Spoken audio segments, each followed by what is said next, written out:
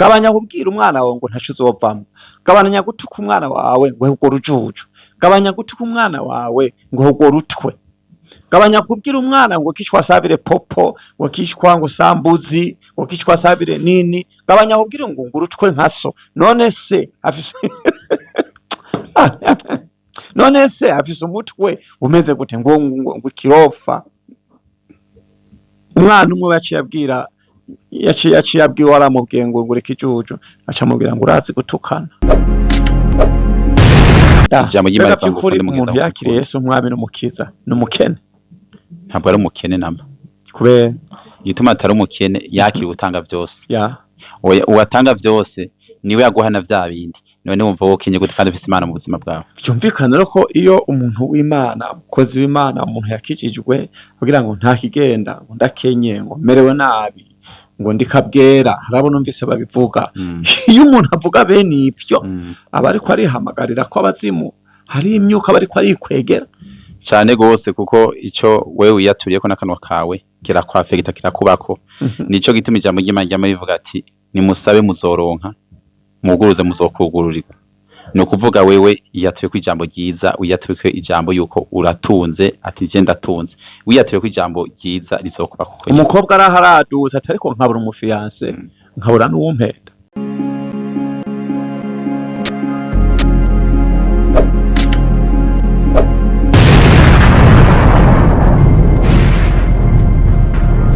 Ikaze mwese abakunzi bari Maso TV, nkuko bisanzwe ni Pasteur Safari Nyuzo n'Imana musanzwe mumenyereye hano kuri kamera za Maso TV. Mumeze gute rero mwebwe? Muri amahoro? Nizere ko muguwe neza, nizere ko bimeze neza. Nuko ikaze mwebwe mwese muriko muradukurikirana aho muri naho muherereye, mwibuka kugira sabone canke subscribe, mugire like, share and comment kugira ngo bikunde mudufashe kwagura ubwami bwa Maso TV. Yego mu yandi majambo dushikane kure cyane bino biganiro, bishike kure gose, abantu bamenye inkuru y'agakiza, abantu bamenye inkuru ya Yesu kandi babohoke babe bazima mu izina rya Yesu. So nuko ndi kumwe na Eric lamusa abakunzi bari Maso TV. Bakunzi ba Maso TV, nkuko musanzwe mutumenyereye si rya mbere ngira ngo, ariko nibaza yuko nivyo tuza gushikiriza biza kugenda neza. Kandi nkaba tubasavye mu dutera inkunga, mu kande share, comment, subscribe kugira ngo bigende neza, kugira natwe bashaka badushigikira, kuko murazi aha twese umuntu ategetswe kugira ngo aronke n'abamushikira kugira ngo bigende neza kandi inkuru nziza yamamare. Hanyuma abari Burundi, abari hanze, ndabaramukije, amahoro y'Imana abane namwe. Yego bakunzi ba Maso TV, tugomba kuganira ku bintu tumenyereye nawe umenyereye uzi. Eric, ngoma nkwibarize ikibazo. Yego, haraho urumva umuntu yakijijwe, kandi umuntu amaze iminsi akijijwe, ukumva aracishamo akarahira ngo yego ndake. Ivyo birashika. Ivyo birashanda amaze kuvyumva. Yego, kumva umuntu akijijwe, amaze myaka akijijwe, ukumva acafise umugozi wamuboshe, yama ariko ararahira, aguma arahira. Yego, ivyo birashika, kuko hari igihe umuntu naho yarakijijwe ariko kamere nayo y'umuntu nikindi. Hari igihe kamere ibitarahera, rero wasanga iyo yaganiye cyane canke bivanye nuko bivanye nabo bari kumwe, wasanga byabaye yakijemo akarahira indahiro, yandahiro novuga nk'imwe yabungere, birashika. Hanyuma ariko kamere, kubera ni kamere nyene iba yimuteye, kubera ibitaracika. N'umuntu akijijwe, iyo yakijijwe, ko Bibiliya ivuga ngo ibibogaboga mu mutima w'umuntu nivyo akanwa gatuntu mu kanwa. Mbega umuntu agifise indahiro muri we, mbega vy'ukuri uyu muntu urugero rw'agakiza ni kirenga. urugero rw'agakiza mu bisanzwe mu gihe ivyonye iyo kameremere itarahera muri we novuga yuko abakiri hasi cyane. Bakunzi bari Maso TV, ngamije kubwira yuko hari amajambo uvuga canke amajambo abantu bavuga bakikwegera imivumo mu kirere, mw'isi y'imwemu hari ibintu abantu batura kandi bikababako, bakikururira imyuka mibi, bakikururira abazimu mu bintu abantu bavuga. Ejo we numvise umuntu avuga ngo yego ndakamaramara sa ndamuravye nsangana umuntu amaze igihe mw'ishengero, nsangana umuntu avuga ko akijijwe mugabo arasharahira. Mu minsi heze numvise umuntu arahira indahiro ngo arakamena ibanga. Sa uyu muntu urwego rwe rw'agakiza rurungana gute? Yarakijijwe mugabo ivyo bintu vyanka guhera muri we. Uyu muntu amaze imyaka 12 akijijwe akirahira. Uyu muntu atebera mu biki? Wibaza ko aba mu biki? Uwo muntu novuga yuko yarakijijwe n'ivyo kubigaragara biraboneka ko yakijijwe, ariko hari wundi umuntu ari muri we atagaragara. Hari handi ahantu atebera cane. Yego cyane. Abandi bantu yindi migwi abantu bamukikuje baganira. Haba hari abantu nyene novuga yuko abatara, kuko haje mu bisanzwe inzira y'agakiza iyo ugomba kugira ngo utera intambwe haraho wemera kwitandukanya nabo naho bitoroshe kugira abo bantu izo mpemu novuga zandahiro zimwe novuga indahiro zitabere mu Kristo novuga kugira ngo ntagume muri vya bindi yakameremere cyangwa usange baramwandukije kuko iyo ugenda n'umusambanyi ati bakwita umusambanyi, iyo ugenda n'umubesha kwita umubeshi. Rero ugerageza kugira ngo witandukanye nabo kugira ngo urabe yuko nawe hari cyo kwerekana gitandukanye nababandi kuko wakiriye agakiza n'umukiza wawe. Turiko turaca hirya no hino amajambo amwamwe asirikira mu bantu naho umuntu abayitwa ko akijijwe, mbeka tuvuge n'abatarakizwa ibi ni bibi birazana ingaruka mbi. Hari ibindi bintu umuntu usanga yatura umuntu ubu turamenyereye uramukije umuntu ukacumubaza ngo bite cyabwira ngo nta kigenda. Mu bisanzwe ivyo yene uvuga sinzi kari bisirimu, ariko sinibaza kari bisirimu cyangwa kadoma ngo wapi kuko ngo merewe nabi kandi afise umuriyoni ku mufuko urumva akagira ngo merewe nabi. Urumva mu Barundi ubuhoho novuga ko ari intuze impwemu, sinzi kari impwemu mbi yoba yatangwe kutwataka.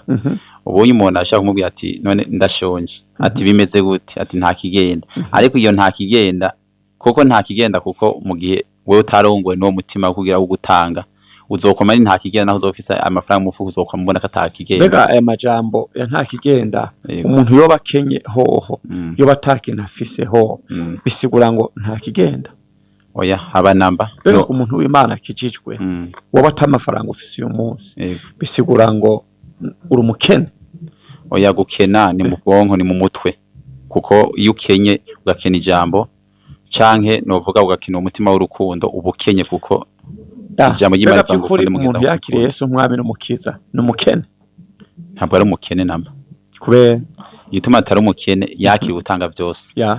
Oya uwatanga byose niwe yaguhana vya bindi. None wumva wokenye gute kandi ufise Imana mu buzima bwawe? Byumvikana rero ko iyo umuntu w'Imana, umukozi w'Imana, umuntu yakijijwe kugira ngo nta kigenda, ngo ndakenye, ngo merewe nabi, ngo ndikabwera, harabona umvise babivuga.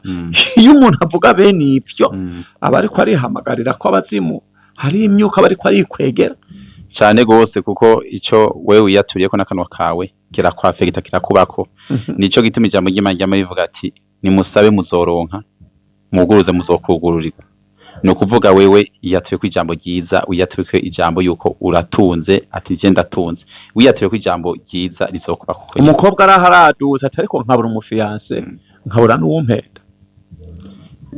Mu bisanzwe kuvuga ko iyo novuga yo ntaba yasenze, kuko umaze kuvuga ngo wati ukabura n'uguhenda namwe ushaka abaguhenda ntabuzobura kuko abaguhenda baruzuye.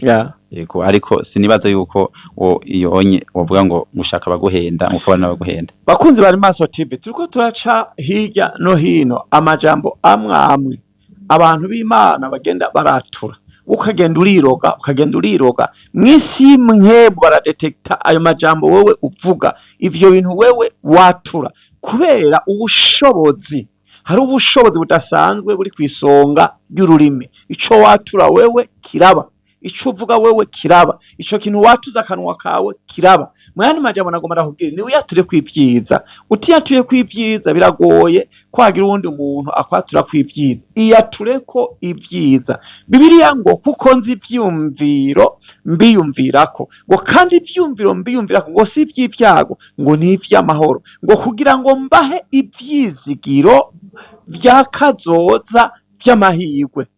Wavyumvise cyane.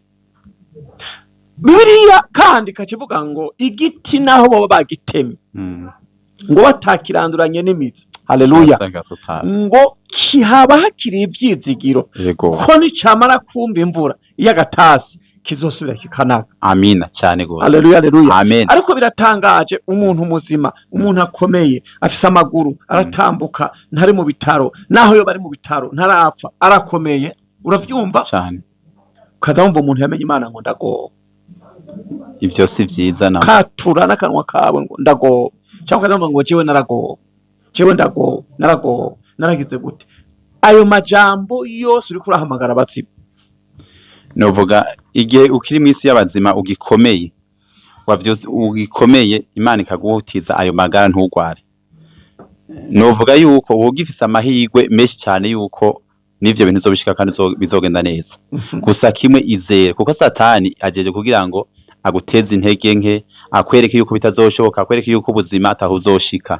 Hari abantu benshi bace mu ntambara nyinshi cyane, ariko kwizera Imana, Imana yarabagiriye neza ubunye, ndaze barashima kandi bamwe bambashinze ntaye mukabibona. Nico gituma ntagira umuntu azoguca intege, mwene data, ndabikubwiye ntagira umuntu azoguca intege, kuko twese tuba twaciye mu bigeragezo bitandukanye, ariko tukavyihanganira. Abazoguca intege ntibazobura, kuko hari Satani akoresha muri bajyanye waruzi imbere, washaka n'abakwegereye, meme no mu muryango baguca intege katacyo uzovamo. Rero wewe n'uzokubwira ati ntacyo uzovamo, rema ikirere kuzima kwawe ciza, uvuga ati ndacase ico kire c'abadayimoni kwa cinara Yesu, ndati ndacase ukemeye, kuko ikiya kirere ni wacakira ivya abikubwiye akabikubwira guca intege ukavyakira, bizogufata, kuko ijambo rifise power, kuko ijambo rifise imbaraga. Rero wewe curema ikirere ku buzima bwawe, ugire ikirere ciza ati Mana nanje ndashaka uzoba neza, nanje ndari mikirere ciza ku buzima bwanje, Imana izobagirira neza. Urumva nko mu kiganiro catambutse twaravuze kuri karande, umuntu asanzwe afise karande zimuhiga, zirahari, urashobora kuba warazisambuye, urashobora kuba warazikubise, baragutandukanije na karande, ugahemuka, ugaheruka widegemvya, umeze neza, mugabo akaba ari we wongera guhamagara karande biciye mu majambo, ukagumuduza connection, ukaduza connection, mara urarahira, ukarahira indahiro mbi, mara ukavuga amajambo mabi yo kwica intege, amajambo yo kwimanura. Hariya baravuze ngo ntacu uzovamo, ntuzopfa uteye imbere, uzopfa ugowe, uzopfa umerewe nabi, nawe baragusengeye kandi urakira, urabohoka, mugabo wama watura ngo ndagowe. Connection irazamuka mon frère. Ego cyane. Uyumva jewe ngo nzoba wandi, ndahumiwe, nta kigenda. Wavyumvise? Ivyo bintu vyose umuntu akama ariko aravyatura. Mu vyukuri umuntu akijijwe, umuntu asenga Imana, akwiye kwatura ibintu bizima cyane gose, kuko kubera iki Bibiliya ifatira Yesu yavuga ati nimureka abana batoyi banyegera.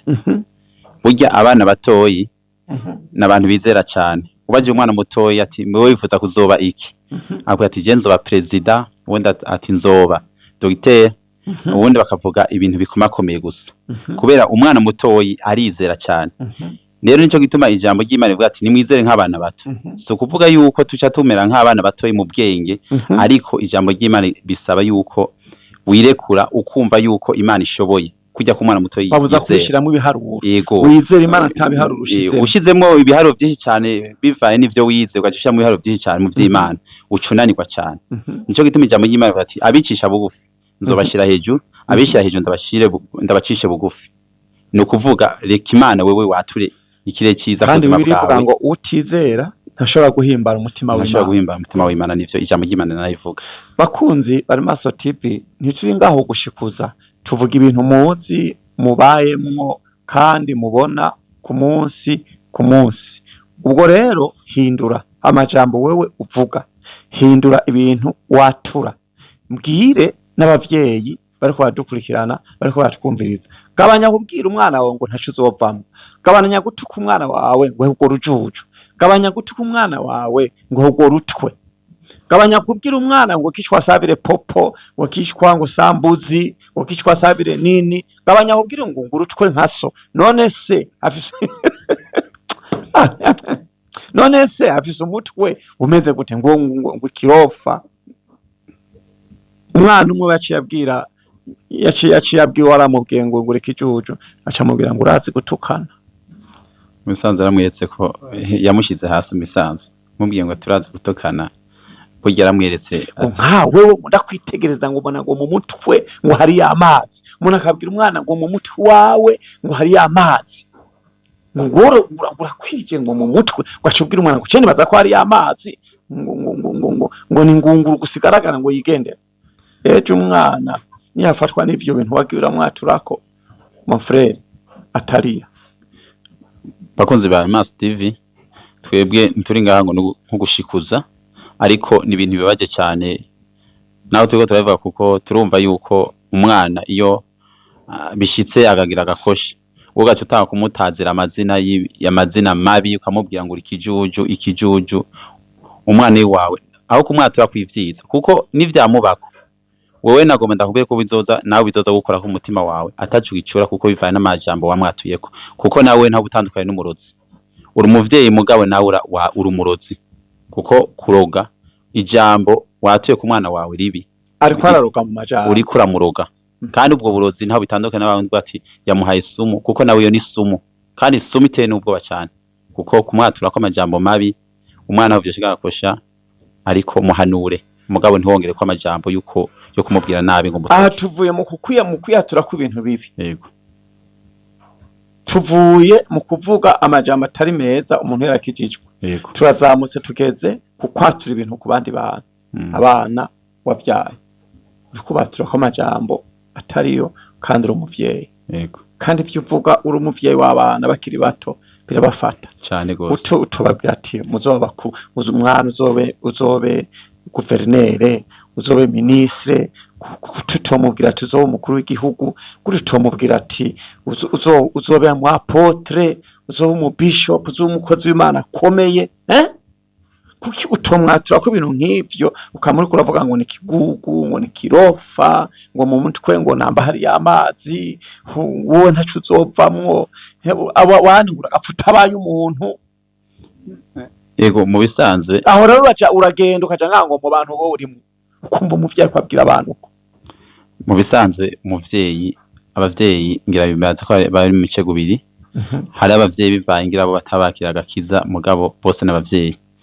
Ariko abavyeyi nabo gasanga umuvyeyi wewe ngira bivaye n'akayoga kinywa kayoga, hari gusanga bijemo nyene bivaye ngira nuko kakayoga katumye kamukoresha vya bine. Hari abavuga mon frère bakijijwe. Yego, akarakara kamujambo. Hari abantu katarava kako gutukana. Yego, ya kameremere yarakijwe mugabo kameremere ntirahera. Ya kameremere rero iyo itangwe kuduga, utuma umuntu atanga icafisi, aca urumva vya bindi biri muri bivanye ya kameremere ntigeze, niyo novuga ya kameremere ntigeze ihera. Asanga yamwatuye ko ryajambo. Ariko nibaza yuko wakijijwe yakire Yesu n'umukiza mu bwiwe, ntiyarakwiye kwatura amajambo ku bana biwe gutyo, yarakwiye kubatura ko ibintu vyiza. Baririra abakunzi bari Maso TV. Yego, babariye none bakunzi ba Maso TV, twebwe ntuko turashikuza, ariko turiko tuvuga ibintu bibaho kandi bibabaje cyane, kuko abana ni ingabire y'Imana. Rero umuvyeyi Imana ikaguha iyo ngabire, novuga yuko kwatura abana banyu ku bintu bibi ukabatura ko ngo agafata cimariye, nibaza waramenya gakiza, kandi uwo mwana wawe ibizomubako byose uze witege n'inkwirikizi yavyo, kuko novuga yuko umuvyeyi ni Imana ya kabiri ngaha kw'isi. Umuvyeyi icyo yatuye kiraba. Ni vyiza kwatura ku bana banyu, naho byo shika agashavura akanyerera, muhanure mugabo ntumukurikiza amajambo y'abadayimoni. Imana ibahe umugisha. Tugira abakunzi bari Maso TV bagire subscribe. Bakunzi ba Maso TV twe niwe tuma dusaba kugira mudushigikire mugire comment share subscribe kugira ngo mudushigikire kuko turashaka inkunga yanyu hanyuma ari ico mubona yuko twoterera kindi cyangwa mukandika muri comment kugira ngo hanyuma duheze ibintu bigende neza twese dufashanye. Imana ibahe umugisha. Murakoze cyane bakunzi bari Maso TV turabashimiye mwebwe mwafasha kanya mukadukurikirana nawe utaha. Ciao ciao.